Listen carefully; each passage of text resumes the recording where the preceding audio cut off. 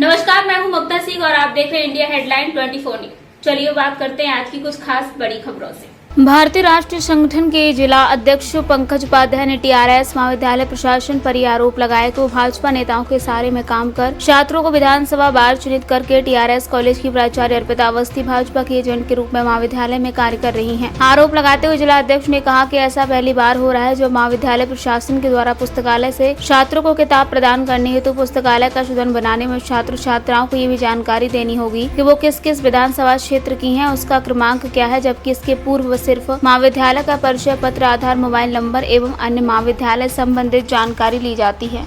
TRS college महाविद्यालय का मामला है। टीआरएस कॉलेज रीवा जिले में सबसे बड़ा कॉलेज है जहां सबसे ज़्यादा छात्र पढ़ते हैं, इसीलिए आए दिनों सुर्खियों में बना रहता है।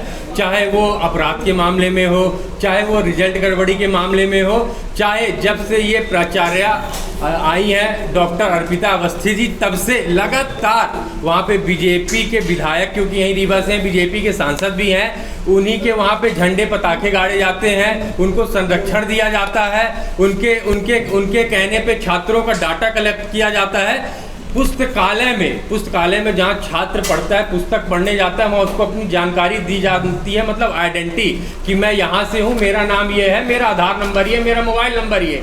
पर उसमें एक नया कॉलम लाया गया है कि विधानसभा क्षेत्र क्या है, विधानसभा क्रमांक क्या है और कौन सी विधानसभा को। मतलब ये पूरी कॉलेज के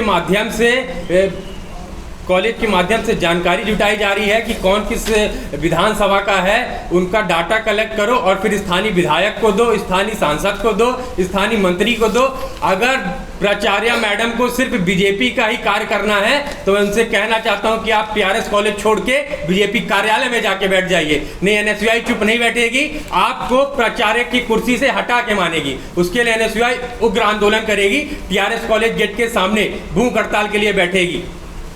कॉलेज के अंदर ये बिल्कुल भी भारतीय राष्ट्रीय छात्र संगठन बर्दाश्त नहीं करेगा और ना ही किया है।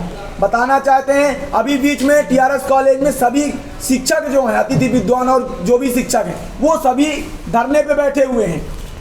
यहाँ पे सभी छात्रों को लौटा दिया जाता है। कॉलेज में कोई भी क्लासेस नहीं लग रही हैं, आप जाके पूछ लीजिए उनके। वो सभी सीएम हाउस के धरने में बैठे हुए हैं। प्रचार से कोई मतलब नहीं है। प्रचार का कहना है सब छुट्टी पे हैं। केवल और केवल कॉलेज में भ्रष्टाचार हो रहा है, जिसका अगर एनएसयूआई विरोध करती है तो एनएसयूआई को अंदर नहीं घुसने दिया जाता है।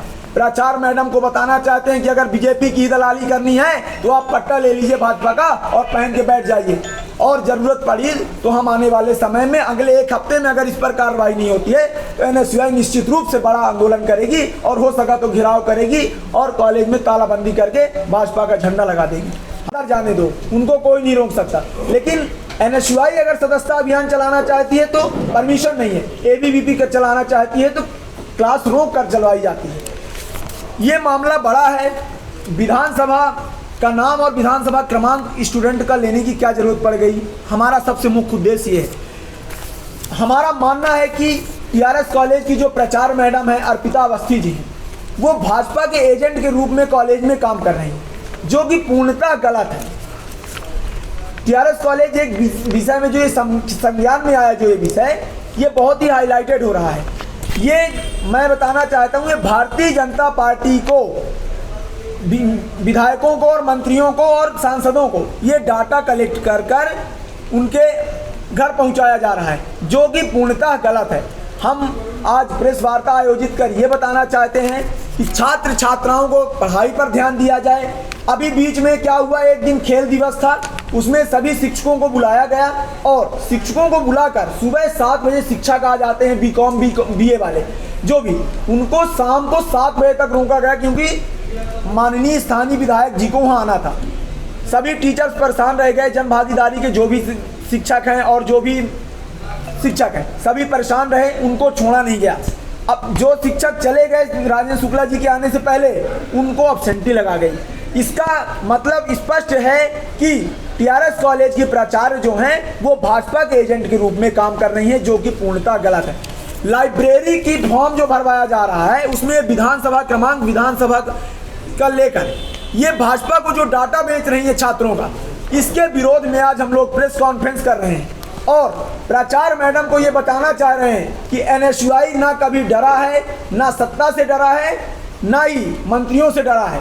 हम छात्र हित की बात करते हैं और ये बात छात्र हित में नहीं है। आप ये डाटा इकट्ठा करके स्थानीय विधायकों को देते हैं और उसके बाद वहाँ पे फोन जाता है छात्रों के पास कि आप इस विधानसभा से बोल रहे हैं, आप बीजेपी के लिए मोटिवेट किया जाता है। मतलब आपका स्पष्ट हो रहा है कि आप एक भाजपा के एजेंट के रूप में बैठी हुई हैं। आरएसएस की शाखा आप कॉलेज के अंदर चलवाती हैं, जो कि गलत है। आप एनएसयूआई के सदस्यता अभियान क्यों नहीं चलाने देती? क्या दिक्कत आ रही है आपको? एनएसयूआई से क्या दिक्कत है?